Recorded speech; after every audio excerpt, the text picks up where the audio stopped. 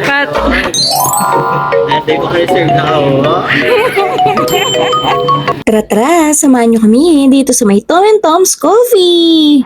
Oops, around 11 PM na pala to ng gabi. For sure, hindi ka na makakasama kaya matulog ka na lang dyan. Eto na nga, diretso na kami sa may counter para makapag-order na. Ang sarap pala ng blueberry cheesecake at ice cream honey bread dito. At kung naghahanap ka ng perfect spot at Instagrammable, aba, dito ka na sa second floor nila. Pak, ceiling pa lang, aesthetic na. Eto na nga, umakyat na kami sa taas at itong kapatid ko nagrereklamo pa pero di ko na sasabihin. At habang naglalakad siya, bilis ng karma, no?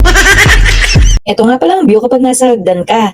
At eto na, going to second floor na. Okay naman din dito sa taas, pero napagdesisyonan namin na sa baba na lang kami mag-stay. O, pakita ko muna yung mukha ko, mga ka-mindset, baka hanapin na naman ni Lolo Mets. Yan po pala mga pinsan kong pogi. Uy, bagyada kapag. While waiting for our orders, emote-emote muna.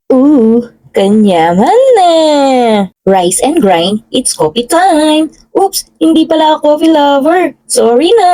Kaya ayan, mixed berries na lang sa akin. Taste check naman tayo. First bite. Merinea po.